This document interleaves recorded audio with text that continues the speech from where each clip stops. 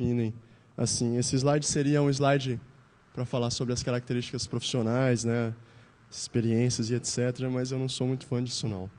Então, apesar de ser um cara novo, eu já tenho 3 filhos, então ser pai é uma coisa que faz parte da minha vida, do meu cotidiano. Meu outro hobby é andar de patins, então sou patinador de street, né, aqueles da Mortal e tal, aquelas paradas mais radicais assim. E sou programador. E aí aqui sou programador mesmo, programador, sento lá e programo. Né? Não é desenvolvedor, nananá, arquiteto, não, nada. Sou programador e é isso que me define e é isso que me faz. Certa vez eu estava no Flisol, lá na Paraíba, e estava invertido isso aí, estava programador e pai por último. Eu falei, não, está errado, acho que pai vem primeiro e é mais ou menos por aí. Eu sou um mineiro, nascido em Minas, que morei a vida inteira em Brasília e atualmente estou morando na Paraíba, em João Pessoa. E vamos tentar falar um pouquinho aqui hoje sobre técnicas de como escrever menos código. Tá? E aqui, escrever menos código, o menos está em negrito ali, apesar da minha esposa falar que está em branquito, mas a questão aí é só para dar uma ênfase. Quando a gente fala escrever menos código, a gente sempre está falando de menos tudo. Então, se você parar para pensar, você sempre vai ter menos problemas, você vai ter menos espaço ocupado, e a gente vai falar sobre isso no decorrer da palestra. Então, quanto mais código você tem aí, mais lugares existem para os bugs se esconderem. Então, quanto mais código a gente estiver gerando, maior a probabilidade da gente estar encontrando problemas. Então, isso também é muito importante que a gente tente observar o que a gente está fazendo, observar as coisas que a gente está escrevendo, porque os problemas só acontecem se a gente escrever código. Então, quanto mais código a gente escrever, mais bugs vão surgir com o tempo. O grande desafio, então, é o quê? A gente parar e falar, beleza, eu tenho que conseguir ter a consciência de que eu tenho que escrever a menor quantidade de código possível. A menor quantidade de código possível sempre. Então, não, a gente não está falando disso aqui. A gente não está falando de ficar abreviando as coisas. Né? Não é esse tipo de escrever menos código que a gente está falando. E também a gente não está falando da arte do Ctrl+C e do Ctrl+V. Porque não, eu copiei e colei e eu não escrevi, né? Eu estou copiando. Né? Não é isso. Tá? Então, também a gente não está falando sobre isso aqui. Quanto mais código a gente escrever, mais extenso vai ser os seus testes, então mais testes você vai ter que escrever, mais longos serão os seus processos de CI, então mais demorados, vai demorar para o seu processo de CI acontecer, né? Mais longos vão ser os períodos de review de código, e mais demorados vão ser os seus deploys, mais difícil vai ser para os novos funcionários entender o código também quando eles chegarem. Então você já tem uma base de código gigante lá, o cara chega na tua empresa, ele vai ter uma dificuldade imensa para poder entender aquela quantidade de código. Então, para quem está preocupado com dinheiro, quem é empresário ou quem está muito preocupado com isso, isso reflete diretamente, né, no bolso. Por quê? Porque eu vou estar falando sobre quantidade de recursos alocados, quantidade de tempo que eu demoro para que meu funcionário ele esteja dentro do âmbito de mexer nas funcionalidades do meu sistema. Todo mundo aqui sabe que sempre tem um período de adaptação para que você consiga produzir de fato em um sistema quando você chega numa empresa nova, e o código requer carinho, e quando a gente fala carinho, a gente está falando de manutenção. Né? Então, a gente sempre vai estar mexendo no código. E isso é outra coisa importante. A gente tem que pensar que a gente sempre passa mais tempo dando manutenção em código do que realmente produzindo conteúdos novos. Então, a importância de você produzir um legado que seja um legado confiável, legível e compreensível é muito importante. Né? A maioria das bibliotecas que existem hoje, ela está focada para poder reduzir, né, a quantidade de código e reduzir os problemas que você tem. Então, isso vai acabar acarretando na redução do erro. Fazia assim que eu estava soltando, estava prendendo ali o cabo. Mas está focado na redução do erro. Então, para que você consiga se preocupar mais com o seu negócio e a quantidade de código que você escreve. Então, isso aqui é uma frase famosa que está aí, sempre codifique como se o cara que vai dar manutenção no seu código será um psicopata violento que sabe onde você mora. Então, para quem não entendeu isso aqui, ele vai te matar, velho. Ele vai te matar, ele vai atrás de você. Né? Então, toma cuidado. Na hora que você estiver escrevendo, o cara vai vir outra pessoa depois de você. Tá? E essa pessoa pode ser um psicopata. Ele pode ser um louco. Né? Ele pode ir atrás de você. Então, toma cuidado. É interessante que essa frase, eu já tinha escutado ela várias outras vezes também, e aí eu fui atrás, falei, pô, beleza, mas quem falou isso primeiro, né? E aí você vai atrás disso, e tem esse cara falou isso em 94, né? Numa lista de discussão lá. Tal. Dentro das referências que eu fui procurando, ele foi o primeiro cara que falou isso aí. E é uma frase super válida, né? Assim, para quem tem medo de morrer, né? Então, o programador profissional é um programador paranoico. Se você não for paranoico, não adianta. Você tem que programar ali paranoico mesmo, né? Então, muitas vezes, você está fazendo um review e fala, pô, mas essa chave aqui não devia estar aqui, né? Essa chave, ela tem que estar lá. Não, está com espaço a mais, está com espaço a menos, né? Você começa a ficar paranoico em relação a tudo que está sendo escrito ali. Isso aqui você podia fazer diferente, e assim por diante, até chegar numa qualidade de código que seja interessante e que seja um legado que você goste, né? Tipo, ter orgulho. Alguém tem orgulho de legado aí? É difícil, né? É difícil. Geralmente a gente olha para legado e fala, nossa, por que eu escrevi isso, né? Meu Deus. Eu nunca conheci alguém que olhou e falou, nossa, ficou sensacional esse código que eu escrevi há 10 anos atrás. Né? Não tem jeito. Então, eu não vou ficar aqui só passando frases. Tá? Então, vamos ver um pouquinho de código.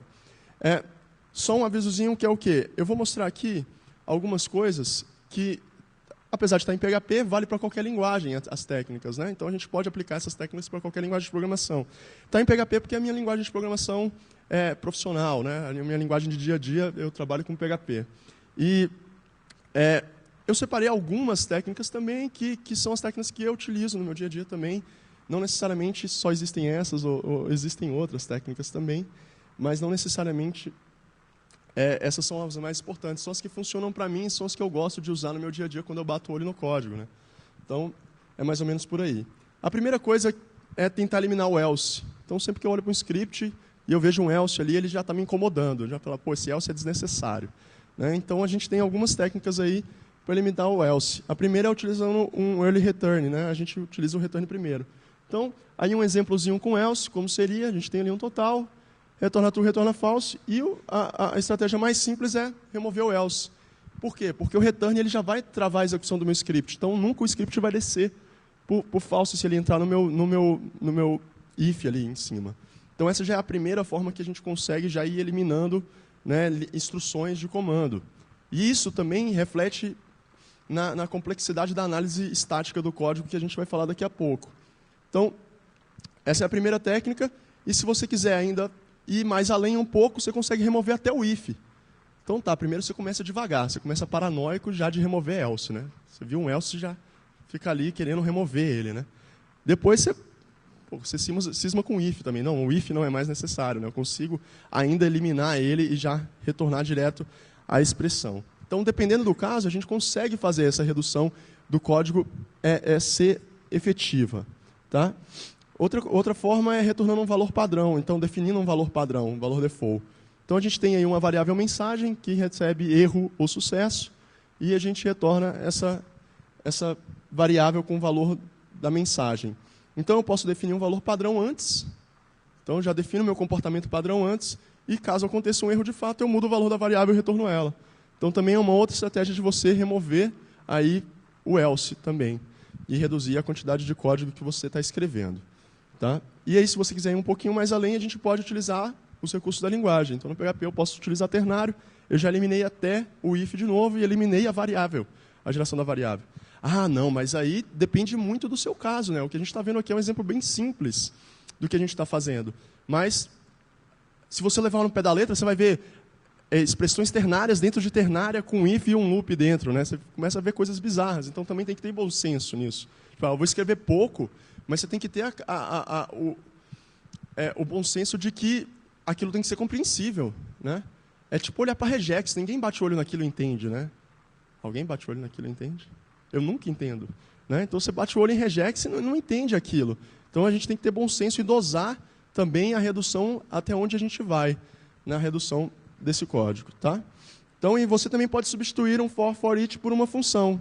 E aí, a Bela Gil falando para você. Então, nesse exemplo, a gente está lá, nome de usuário. É a declaração de um array, e a execução desse script aí é para você pegar somente o nome do usuário. Pensa que usuários ali, onde está o count ali, usuários, é um array de usuários. Tá? Então, dentro desse array eu tenho lá nome, e-mail, né? Só que dessas informações que eu busquei e montei esse array, eu quero extrair somente o nome dos meus usuários para poder fazer algum tipo de operação. Então, declaro uma variável com um array ali, vou armazenando somente os nomes nesse novo array, dentro do meu loop, né? Armazeno só o nome e retorno essa expressão. Então, como é que eu posso tirar desse for, né, esse loop, remover loops, e aí está em outra paranoia, remover o else, remover o if, remover loops. É uma outra paranoia também que você consegue diminuir a quantidade de código e, mesmo assim, continuar o código de uma forma que ele seja compreensível. E aí aqui é a utilização do array map com uma função anônima de callback. Então, eu vou conseguir iterar dentro do array de usuários, retornando somente o nome. Então, já percebe que já reduziu bastante o código. Né? Ele tem uma quantidade de instruções menores, ele tem uma quantidade menor de variáveis. Então, você reduz a complexidade, você melhora o entendimento do código. Então, você consegue, com uma técnica bem simples, de simplesmente eliminar aquele loop, fazer com que o código fique enxuto, fique menor e fique mais compreensível, que é melhor e menos suscetível à falha. Né? Se a gente pensar aí, a gente só tem a variável usuário agora. Né? Se a gente vê no exemplo anterior, a gente tinha a variável do incremento, a gente tinha uma chamada de count. Então, era uma complexidade muito maior aqui do script. E aí, tem uma coisa que você pode ir além. Que aí, ir além é o quê? E além é você conhecer de fato a sua ferramenta que você está trabalhando e saber até onde você pode explorar os recursos do que você está utilizando. Aqui no caso do PHP, tem uma função que chama array_column, que faz exatamente isso. Ela pega um array, você passa qual o índice que você quer que ele extraia e transforme todos os valores daquele índice em um novo array, e ele já te retorna isso. Né? Então, aqui é a importância de você dominar a sua ferramenta. Tá? Então, de conhecer a fundo a linguagem para saber os recursos também que ela oferece para você que você possa ainda reduzir ainda mais a quantidade de código. Né? Então, eu já peguei vários exemplos de código, várias coisas, de pessoas implementando situações onde o próprio software já fornecia o recurso. Então, eu já vivi experiências de o cara fazer um select no banco para poder pegar qual era o último ID para incrementar, para fazer um insert, sendo que a coluna era auto-incremente. Né? Então, olha só onde é que chega. Por quê? Porque ele não tinha domínio da ferramenta. Ele não sabia que o banco já gerava um número para ele sozinho, mediante a inserção do conteúdo. Então, a mesma coisa em todos os lugares. A gente tem que saber conhecer a nossa ferramenta, dominar ela, para poder explorar e utilizar todos os recursos que são oferecidos.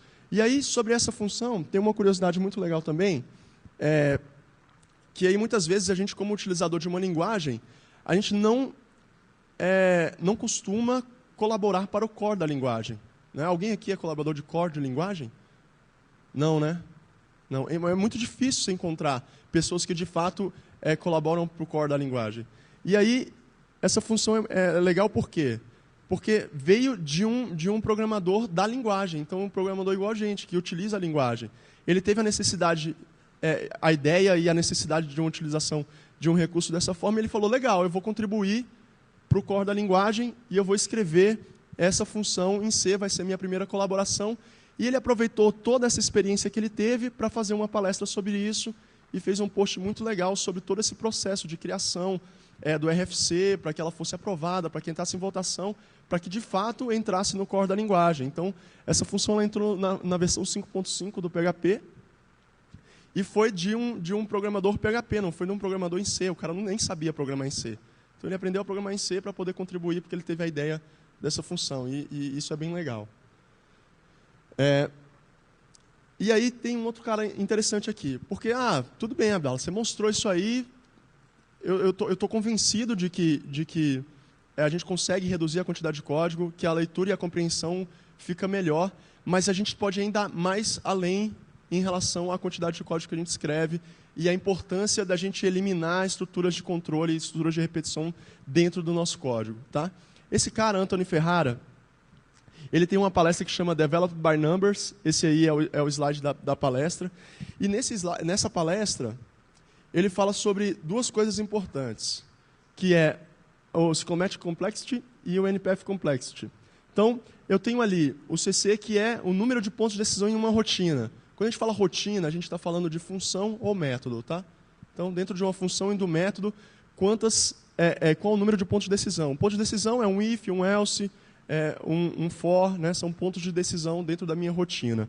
Tá? E o NPF é o número de caminhos únicos da rotina. Eles parecem ser a mesma coisa, mas não é a mesma coisa. Então, se eu tenho 3 ifs dentro de uma rotina, eu posso entrar só no primeiro if, eu posso entrar só no segundo, eu posso entrar no primeiro e no segundo, no primeiro e no terceiro. Então, isso é o NPF, tá? Diferente do outro. Então, você analisando isso, você consegue calcular e reduzir a quantidade de testes necessários para completar para cobrir completamente o teste de uma rotina. Então, quanto menor esse número, melhor vai ser a forma como o seu teste vai ser, a quantidade de testes que você vai ter que escrever. Tá? Então, quanto mais métodos eu tenho, quanto mais números de estruturas de repetição eu tenho dentro do meu método, mais código eu preciso escrever para que meu teste cubra completamente, de fato, o funcionamento daquele método ou daquela rotina. E aí ele dá o exemplo dessa função aqui do Drupal. Tá? O Drupal já está na versão 8, isso aqui é uma versão antiga, na versão antiga do Drupal. Então, a gente tinha uma função que chamava Drupal HTTP Request. Essa função, só para testar o funcionamento dela, eram necessários ser escritos 2 teras de teste. Então, 2 teras de código para que você conseguisse testar uma função. Né? Então, são 412 DVDs. Né? São 670 mil Drupals. Códigos do Drupal. Né? Você pega o Drupal, 670 mil tamanho de Drupal para você conseguir testar um método. Então, imagina a complexidade que era desse método. Né? Aquele código que você abre, se alguém aqui utiliza aquele recurso de mostrar o código aqui do lado, né, na lateral, ele se perde, né? De tamanho de complexidade também. Então, você reduzir essa complexidade vai interferir diretamente mesmo na quantidade de testes também que você escreve. Esse exemplo do Drupal não é o pior. O pior é uma outra função que ele dá o exemplo também. Então, é super curioso isso também. A gente tem que pensar isso, mas sabendo que, se a gente não for paranoico, isso vai ser pior ainda. Isso pode piorar ainda. E aqui tem o micro PHP Manifesto, né, que foi criado aí pelo Fucatron em 2012. E quando ele lançou esse post desse micro PHP Manifesto, eu me identifiquei pra caramba. Assim. Por quê? Porque a gente estava num momento de transição da Zend Framework 1 para a Zend Framework 2, e a Zend Framework 2 veio com uma quantidade de código absurda para você iniciar uma aplicação. Então, você tinha lá milhares de arrays, você tinha que instanciar milhares de classes para poder iniciar a sua aplicação. E aí, esse post surgiu disso aí, que é o quê? Ele já acha que o PHP é complexo demais, e não necessariamente ele necessita ser um desenvolvedor de uma framework específica. Né? Ele é um desenvolvedor de PHP e já acha que isso está suficiente. Isso aqui são as etapas na verdade, é o micro. Isso aqui é o manifesto, de fato. Né? Então, são os tópicos do manifesto. Então, eu gosto de construir coisas pequenas com propósitos simples, que resolvem problemas, né? E que juntas resolvem grandes problemas. Então, sempre focando nisso também. Escrever mais código, ou escrever menos código, não mais. Gerenciar menos código, não mais. Dar manutenção em menos código, não mais. Né? Eu preciso justificar cada parte do código para adicioná-la no meu projeto. Isso aqui é legal também. Né? Muitas vezes a gente coloca lá no Stack Overflow, né? Ctrl+C, Ctrl+V do Stack Overflow, funcionou, beleza.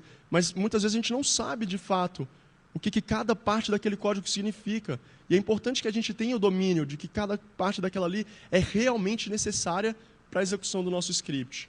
Né? Visto que isso pode gerar problemas futuros em relação a testes e todas as outras coisas que a gente já citou. Né? Então, eu gosto de código simples e legível, que seja fácil de entender e seja de fácil verificação. Tá? Então, daqui dá para identificar já que do micro é da onde vieram as micro-frameworks também. Então, a gente teve um boom de micro-frameworks em todas as linguagens, né? Então, que são as frameworks baseadas somente na rota, né? A gente passa a rota, passa o método que a gente quer, HTTP, e a gente executa alguma coisa. Justamente por conta dessa simplicidade e por conta das suas stacks estarem exigindo uma complexidade muito grande, e essa necessidade veio, de fato. E aí, aqui tem um cara que eu gosto muito, que é o jQuery, que no slogan ele eu já compro ele pelo slogan, né? Write less, do more. Então, escreva menos e faça mais. E é exatamente o que eu quero para a minha vida, né? Eu quero isso para a minha vida. Eu quero ir para a praia no final de semana, né? Eu quero escrever ali o código e ir para a praia no final de semana. Sem preocupação, eu quero poder dormir tranquilo, sabendo que está tudo bem, né? E isso é uma coisa que vem me incomodando muito, né? Até hoje eu não consegui ainda me convencer de que essas frameworks de JavaScript que existem, elas são boas o suficiente para que eu utilize elas. Por quê? Porque todas geram uma quantidade de código absurda, né? Eu já tenho recurso de browser, eu já tenho recursos nativos da linguagem, eu já tenho várias outras coisas e preciso gerar uma quantidade de código absurda para poder executar uma coisa. Então, eu ainda não consegui compreender, eu ainda não consegui aceitar, eu vou dizer aceitar é melhor, não consegui aceitar ainda que isso seja bom.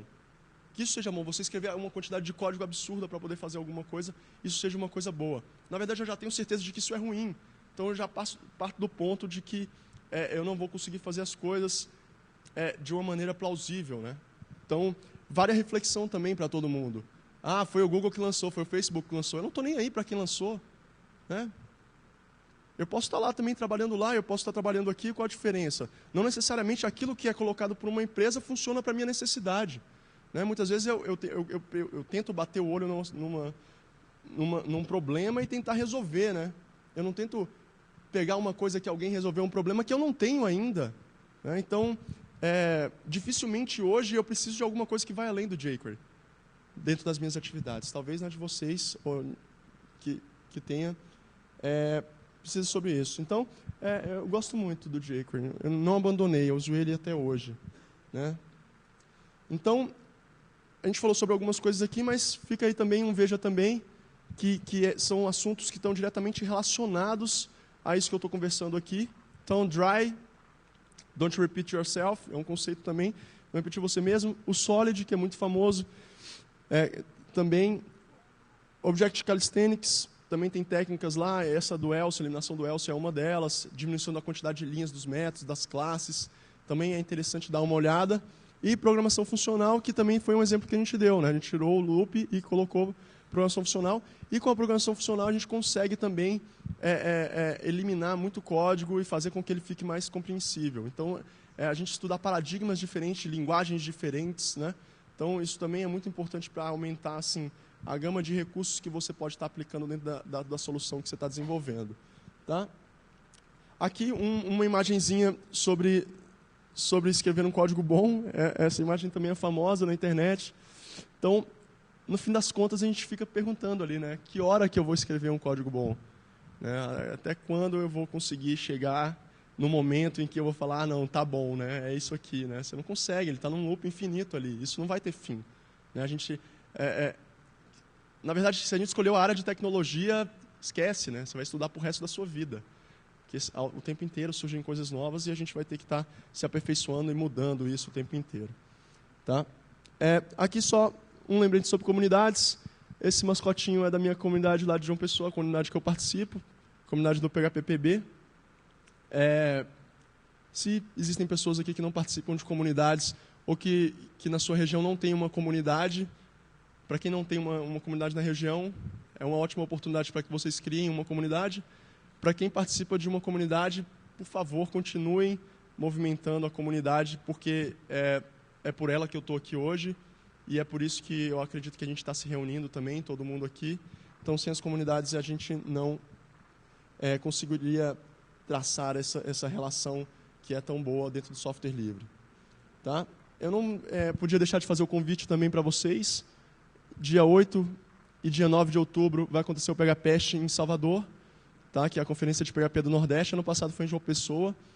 Então, quem tiver interessado também em conhecer o evento ele é organizado pelas comunidades de PHP do Nordeste. Não tem pegada nenhuma empresarial, não tem comercial. A ideia realmente é reunir pessoas que estão dispostas a trocar conhecimento, a expandir a sua rede de relacionamento e construir uma comunidade ainda maior. Tá? Então, fica o convite também para o PHPest. E é isso aí. Então, aí meus contatos, meu Twitter, meu GitHub e meu site. Espero que essas dicas já tenham servido para que a gente consiga escrever cada vez menos código. Tá? Obrigado.